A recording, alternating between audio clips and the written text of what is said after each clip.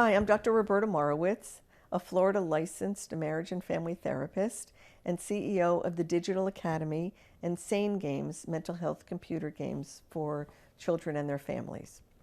Today I'm talking about how to calm nerves with arts and crafts.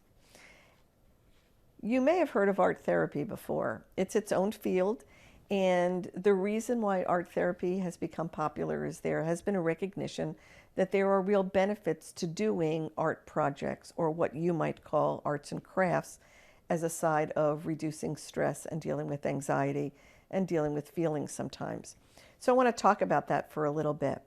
One of the reasons that art therapy works so well, and you tend to see it more with children, but it really does work well with adults as well, is that it serves as a distraction.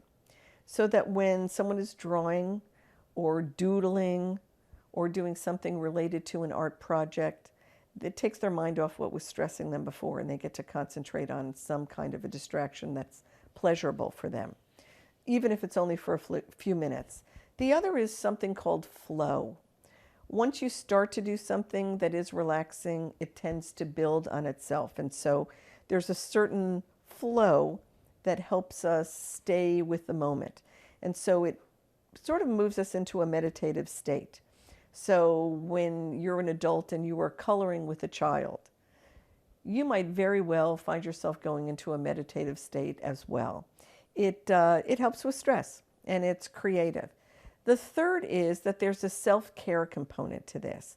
Just the act of having a hobby can sometimes make you feel like you have a little bit more of a balanced lifestyle.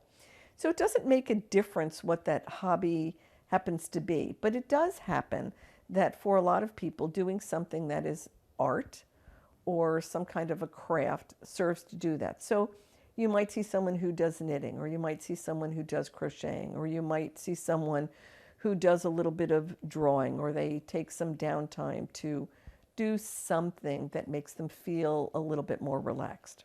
So, how do you have your own stress relief? And I will tell you that there are some people, you've heard of journaling, who will write their feelings down, and they will take note of those at the end of the day or sometime during the day and sort of jot down what's going on with them at the moment.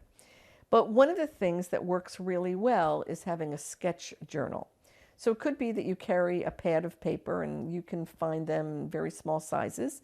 In art stores, you can find them in office supply stores, and they have no lines to them. They're just blank pages. And you can sketch pictures that for you are expressive of what your thoughts and your feelings are, and anything that might be getting in your way currently. So that you can sketch realistic pictures, you can sketch abstract pictures, in some ways that get into your emotions and help with your own healing and your own stress reduction. You can also do something called a dream sketch diary.